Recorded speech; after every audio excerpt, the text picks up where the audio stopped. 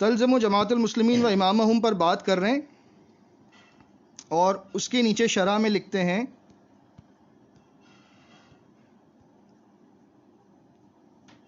کہ یہ بات اس وقت کی ہو رہی ہے جب لوگ کسی ایک خلیفہ پر مجتمع نہیں ہیں.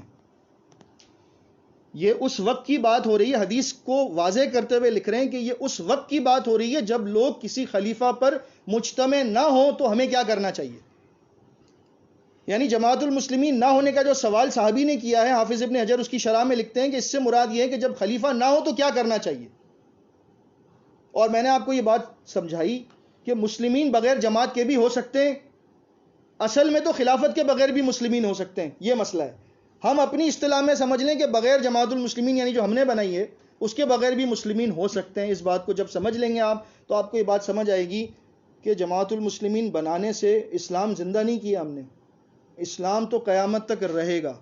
لا تقوم الساعہ حتی یقال اللہ اللہ، صحیح مسلم کی حدیث ہے کتاب الایمان میں.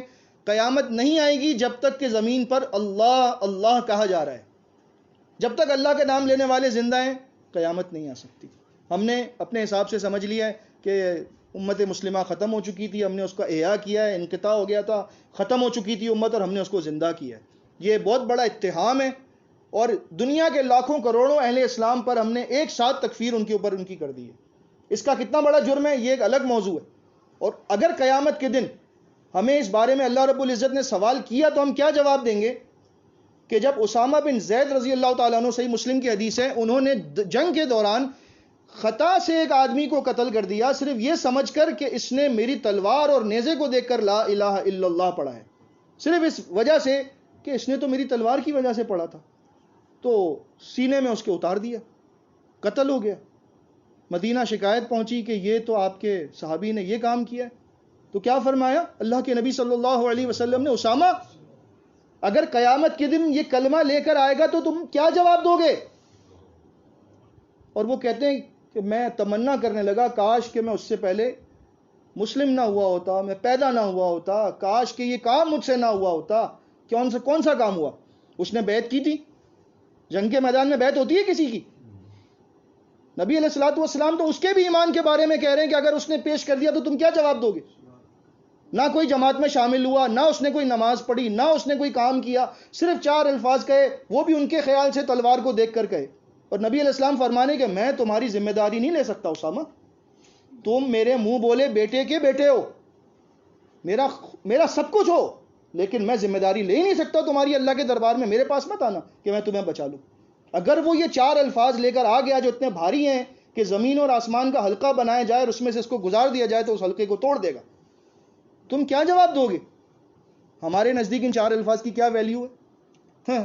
کچھ بھی نہیں ہے. جب تک ہمارے امیر کی بیعت نہ کرے، کلمہ کیا تو سب کچھ کر لے، بیکار ہے. ہم تو ڈاکٹر ذاکر نائک جیسے اللہ کے بندے کو نہیں چھوڑتے. وہ تو کہتا ہے دھڑلنے سے کہ میں مسلم ہوں، اس کو بھی مسلم ماننے کو تیار نہیں ہے. کیوں؟ کہ وہ ہمارے پاس نہیں آیا نا بیعت کرنے کے لیے. یہ ہمارا لیول ہے، ہماری گراوٹ ہے ہمارے عقیدے کی اور ہماری سوچ ہے کہ ہم نے صرف اس بات کو اسلام سمجھا ہے کہ جو میری اس چھوٹی سی جماعت کے اندر آ گیا وہ مسلم ہے، جو اس سے باہر ہے وہ غیر مسلم ہے. اس عقیدے کو صحیح کرنے کے لیے یہ ساری کوشش آج بھی ہوئی ہے، سالوں سے چل رہی ہے. ہم بھی کبھی اسی طرح کی سوچ رکھتے تھے، لیکن جب ہمارے سامنے یہ باتیں تھی تو صحیح، لیکن واللہ یہدی من یشاء الی صراط مستقیم، اللہ جب چاہے جسے چاہے ہدایت دے دے. جب سمجھ میں آئی تو کوشش کر رہے ہیں آپ کو بھی سمجھا دیں کہ بھائی یہ بہت بڑا مسئلہ ہے، اور قیامت کے دن اگر یہ کلمہ آپ پر پلٹا ہوا ہوگا نا کہ آپ نے کسی کو کافر کہا یا سمجھا، اور آپ پر اگر یہ لگ گیا تو آپ کی آخرت تو برباد ہو جائے گی. سارے اعمال آپ کے نیکیوں والے لے کر وہ جنت میں پہنچ جائے گا، آپ کا کیا ہوگا؟ جماعت المسلمین سے مراد محدثین نے لیا خلافت. خود ہی لکھ رہے ہیں حافظ ابن حجر، اور بہت سارے ائمہ کے اقوال نقل کیے انہوں نے، 1-2 کی بات نہیں ہے. میں ابھی ساری باتیں آپ کو گنوا نہیں سکتا، آپ کہیں گے تو آپ کو اس کا پرنٹ آؤٹ دے دیں گے انشاءاللہ. مگر محدثین نے اس کا کوئی ثبوت پیش نہیں کیا نا؟ جی 1 منٹ میں دے رہا ہوں آپ کو ثبوت. اچھا جی، اب نبی صلی اللہ علیہ وسلم کے صحابی نے سوال کیا کہ اگر جماعت ان کی نہ ہو، ان کا امام نہ ہو تو میں کیا کروں؟ ایسے میں فرمایا فاعتزل تلک الفرقہ کلھا. اچھا، ہم جو ہے نا ہر حدیث کو اپنے دور کے حساب سے جج کرتے ہیں، یہ ہماری سب سے بڑی غلط فہمی ہے. ہم صحابہ کرام کے دور جو گزر چکے ان کو بالکل نظر انداز کر دیتے ہیں. میں آپ کو آج اس حدیث کے ایک ایسے زاویے سے روشناس کرواتا ہوں، شاید آپ کو یہ بات سمجھ میں آ جائے، اللہ کرے انشاءاللہ، کیونکہ یہ بات بڑی واضح ہے. نبی صلی اللہ علیہ وسلم کا دور گزرنے کے بعد ابو بکر صدیق کا دور آیا رضی اللہ تعالیٰ عنہ، خیر کا دور تھا. عمر رضی اللہ تعالیٰ عنہ کا دور آیا، الحمدللہ بہترین دور تھا. عمر رضی اللہ تعالیٰ عنہ کے بارے میں آپ سب جانتے ہیں کہ وہ شر کے خلاف کیا تھے؟ دروازہ تھے. ان بینک و بینہا بابا مغلقا، عمر کے درمیان اور فتنوں کے درمیان ایک بند دروازہ ہے. یعنی اس دور کے درمیان اور اس دور کے درمیان ایک بند دروازہ ہے. تو حذیفہ بن یمان، وہی حذیفہ بن یمان جو ہماری محبوب شخصیات میں سے ایک ہیں، کیونکہ ہماری مطلب کی حدیث ان سے روایت کے، کہنے لگے کہ ان سے کسی نے پوچھا باہر آنے کے بعد، ان کے شاگرد نے پوچھا تھا کہ کیا عمر کو معلوم ہے کہ وہ دروازہ کون ہے؟ تو کہا ہاں عمر کو اچھی طرح معلوم ہے، وہ دروازہ خود عمر بن خطاب ہے، کہ وہ دروازہ جب اذن یکسر، جب وہ دروازہ توڑ دیا جائے گا تو پھر کبھی بند نہیں ہو سکتا.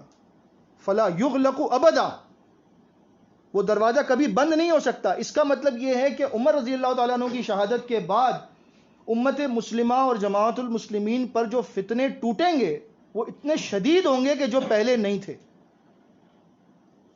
اس حدیث کو اس پس منظر کے مطابق سمجھنے کی کوشش کریں. آپ ہر حدیث کو اپنے اوپر فٹ نہ کریں، ماضی میں بھی جایا کریں کہ یار ہو سکتا ہے یہ بات پہلے ہو چکی ہو سکتا ہے تلزم و جماعت المسلمین والا زمانہ گزر چکا ہو، ہم لوگ ابھی تک اس کو لے کر بیٹھے ہوئے ہیں.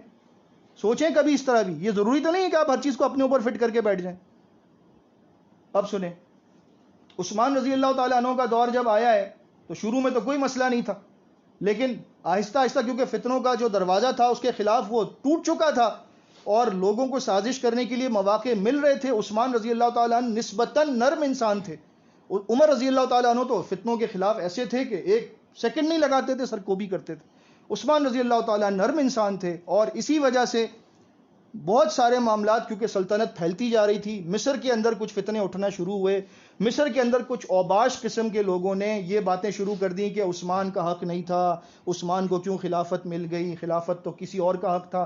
ایسی باتیں کرتے کرتے کرتے اور کچھ ایلیگیشنز بھی لگائے ان پر جو ہمیں معلوم ہے کہ مختلف قسم کی باتیں کی گئیں. یار وہ تو عہد سے بھاگ گئے تھے، یا وہ تو شریک نہیں ہوئے تھے بدر میں، فلاں فلاں، جو مختلف قسم کی باتیں. یار وہ تو کریٹیکل وقت کے اوپر تو ساتھ ہوتے نہیں تھے، بعد میں وہ آ جاتے تھے. اس طرح کی باتیں نعوذ باللہ من ذالک. میں اس لیے ریپیٹ کر رہا ہوں آپ کو بتانے کے لیے کہ جب کسی کے خلاف کوئی محاذ کھڑا کیا جاتا ہے، جب کھولا جاتا ہے تو اس کے لیے مائنڈ بنایا جاتا ہے پبلک کا. اس مائنڈ بنانے کے چکر میں ان لوگوں نے کیا کیا کہ انہوں نے عثمان رضی اللہ تعالیٰ عنہ کی کردار کشی کی اور حالات ایسے بنائے کہ لوگ ان کے خلاف ہو جائیں. اب حالات بگڑتے جا رہے ہیں اور کیا ہوتا ہے کہ انہوں نے عثمان رضی اللہ تعالیٰ عنہ کے گھر کا جو بیت خلافت تھا مدینہ منورہ میں، اس کا محاصرہ کر لیا.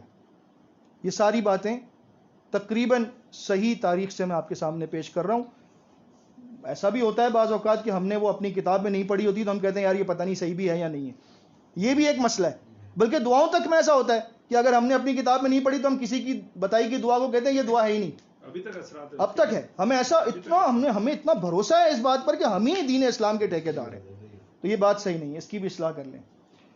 عثمان رضی اللہ تعالیٰ عنہ کے گھر کا محاصرہ ہو گیا، پانی تک ان کے لیے جو ہے وہ رسائی ناممکن بنا دی گئی. صحابہ کرام میں سے جو جوان صحابہ تھے، حسن رضی اللہ تعالیٰ عنہ، عبداللہ ابن زبیر رضی اللہ تعالیٰ عنہ، اور بھی انہوں نے کوشش کی کسی بھی طرح سے اس محاصرے کو توڑ کر کچھ بھی کر کے اندر جا کر خلیفہ وقت سے گفتگو کریں اور انہیں اس بات پر آمادہ کریں کہ آپ ہمیں حکم دیں، یہ محاصرہ کرنے والے چند لوگ ہیں، ہم ان کو قتل کر دیں گے. انہوں نے کہا میری وجہ سے خون نہیں بہانا، میری وجہ سے خون نہیں بہانا. نبی علیہ الصلوۃ والسلام نے عثمان رضی اللہ تعالیٰ عنہ کو یہ بات بتائی تھی. یہ بڑی مشہور حدیث ہے لیکن ہماری جماعت کے لوگوں کے بالکل علم میں نہیں ہے. میں اس لیے آپ کو لفظ بہ لفظ بتانا چاہتا ہوں، کہیں کوئی مجھ سے لفظ رہ نہ جائے. عثمان رضی اللہ تعالیٰ عنہ کے بارے میں نبی صلی اللہ علیہ وسلم نے فرمایا تھا، اور مرہ بن کعب رضی اللہ تعالیٰ عنہ فرماتے ہیں کہ فتنوں کا ذکر کرتے ہوئے فرمایا کہ فتنے بہت قریب ہیں. نبی صلی اللہ علیہ وسلم نے فرمایا فتنے بہت قریب ہیں. یہ روایت مسند امام احمد میں ہے، جلد نمبر 2 صفحہ نمبر 115 میں، سنن ترمذی میں 3704 نمبر ہے اور سند اس کی صحیح ہے. فتنے بہت قریب ہیں.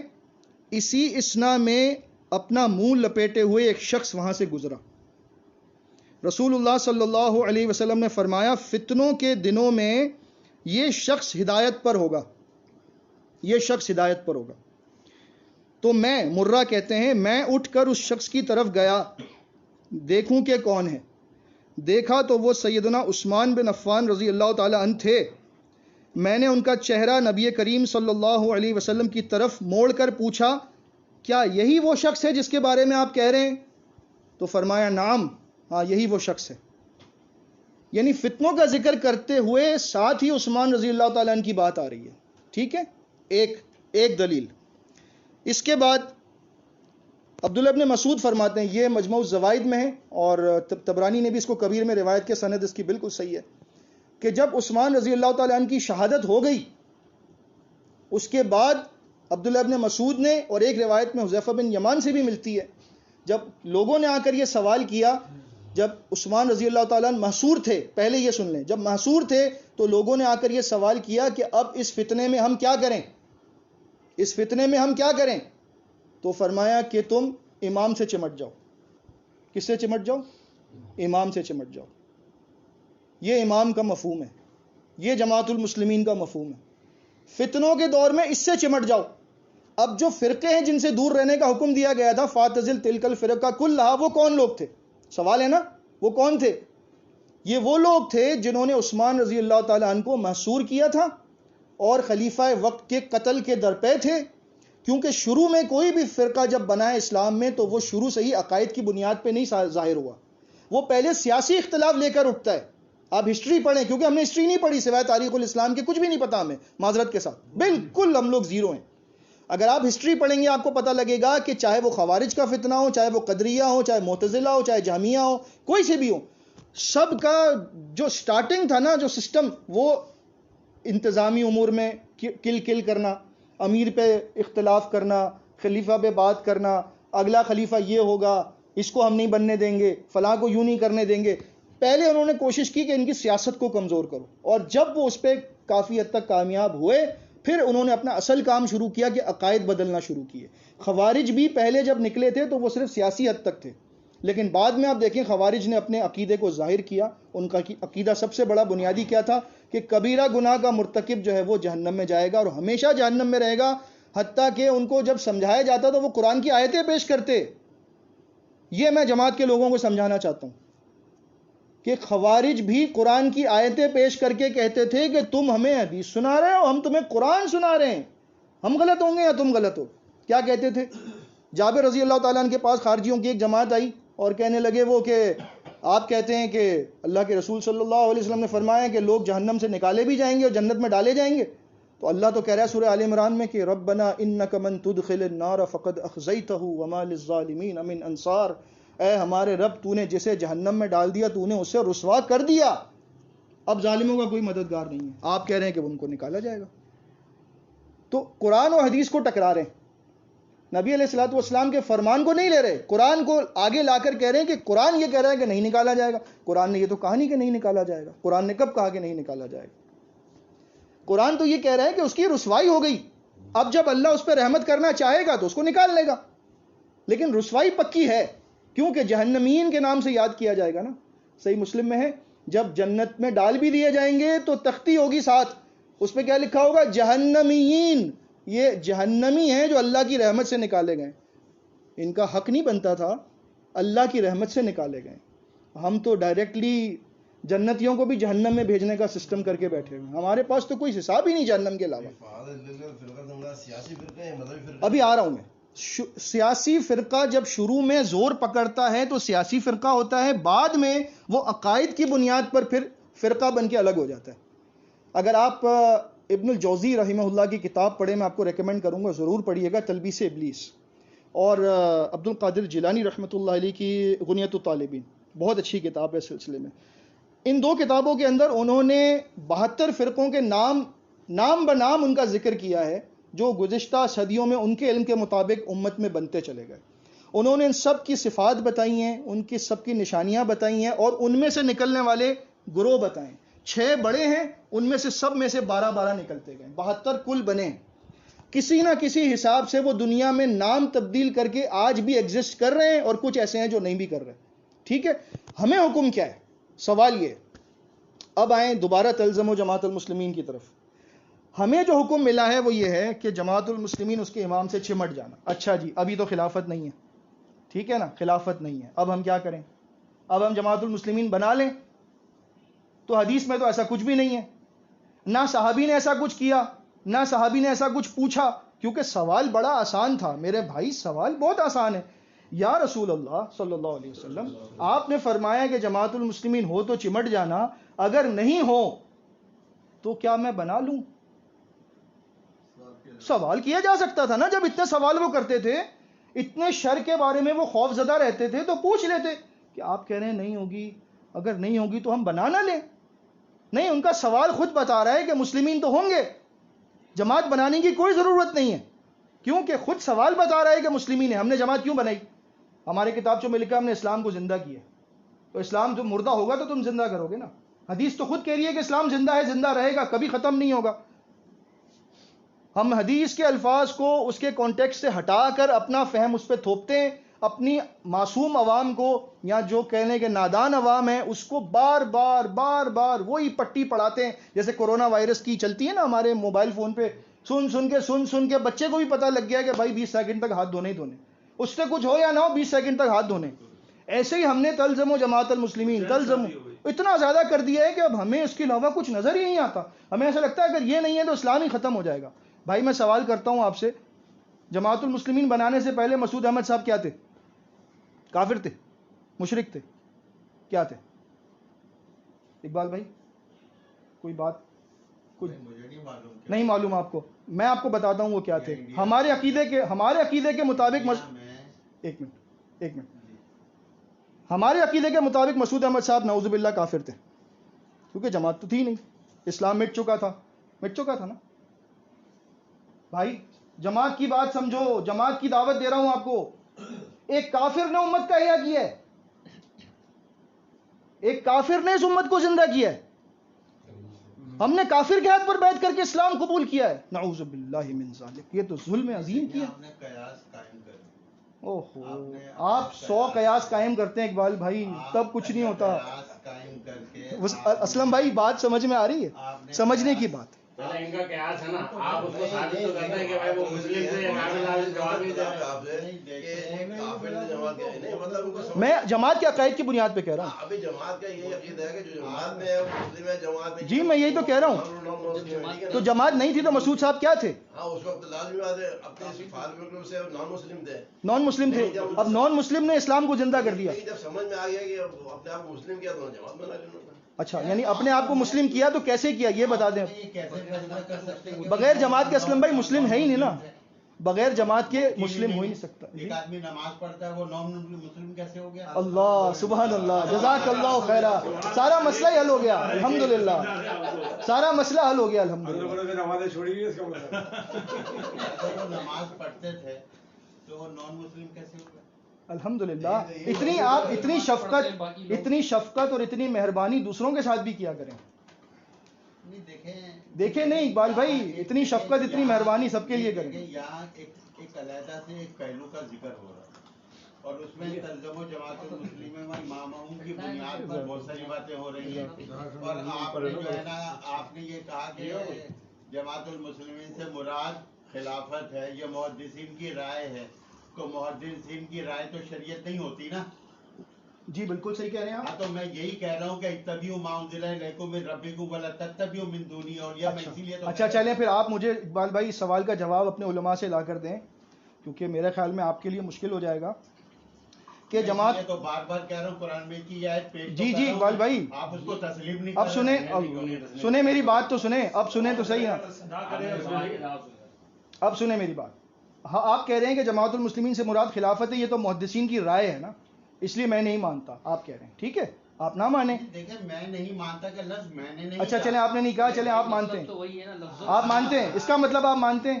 آپ مانتے ہیں کہ خلافت؟ ہم کہہ رہے ہیں کہ محدثین نے اس کا ثبوت کیوں نہیں دیا؟ ثبوت کیوں نہیں دیا؟ اچھا، اب ثبوت محدثین تو دے نہیں پائے، ٹھیک ہے، 1400 سالوں میں کوئی بھی نہیں دے سکا، آپ پر ثبوت دینا لازم بنتا ہے۔ آپ یہ بتائیں کہ جماعت المسلمین سے مراد بے طاقت امیر بھی ہو سکتا ہے، اس کا ثبوت آپ دیں اب قرآن سے۔ نہیں دیکھیں، یہ آپ کا مفروضہ ہے، آپ کا مفروضہ نہیں ہے، یہ آپ کا مفروضہ ہے، میں آپ کہہ کا رہا ہوں نا، آپ کا نہیں ہے۔ انہوں نے ثبوت نہیں دیا تو میں یہی آیت بار بار اسی لیے پڑھ رہا ہوں، اتبعوا ما انزل الیکم من ربکم ولا تتبعوا من دونہ اولیاء قلیلا ما تذکرون۔ اس کا مطلب کیا ہے؟ آپ نے اس پر غور ہی نہیں کیا۔ صحیح ہے، صحیح اقبال بھائی یہ سب لوگ غور کر کے ہی آئے ہیں آپ کے پاس، اور اتبعوا کا جو آپ لے رہے ہو نا اس کا شان نزول آپ کو معلوم ہے؟ ایک منٹ رک جائیں، آپ باتیں بہت کرنی آتی ہے سب کو، ایک سے ایک پڑھا ہوا ایک منٹ ساجد بھائی تھوڑا سا ان کو بھی سمجھ لیں۔ سوال آپ کے سامنے لکھا جا رہا ہے، اس کے بعد میں ڈیبیٹ کریں۔ سورہ اعراف کی آیت پڑھ لیں نا، جی جی سورہ اعراف مکی صورت ہے مدنی صورت ہے؟ دیکھوں گا پتہ چلے گا۔ چلیں دیکھ لیجئے گا، مکی صورت ہے، آیت نمبر 3 ہے، اتبعوا ما انزل الیکم من ربکم، پیروی کرو اس کی جو تم پر تمہارے رب کی طرف سے نازل کیا گیا، ولا تتبعوا من دونہ اولیاء، اس کے علاوہ ولیوں کی پیروی نہ کرو، قلیلا ما تذکرون، بہت کم تم نصیحت قبول کرتے ہو۔ نبی صلی اللہ علیہ وسلم کے دور میں اولیاء کون تھے جن کی پیروی سے روکا گیا ہے؟ آپ بتا سکتے ہیں مجھے یہ بات؟ یہ آیت نبی علیہ السلام پر نازل ہوئی ہے نا، آپ پر تو نہیں ہوئی؟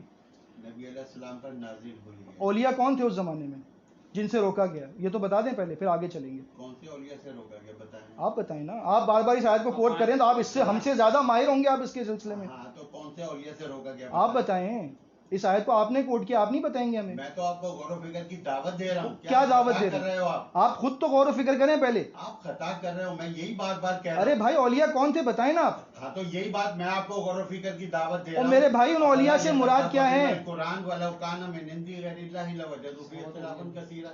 تو آپ کو میں دعوت دے رہا ہوں کہ آپ غور کرو قرآن میں کی آیتوں پر۔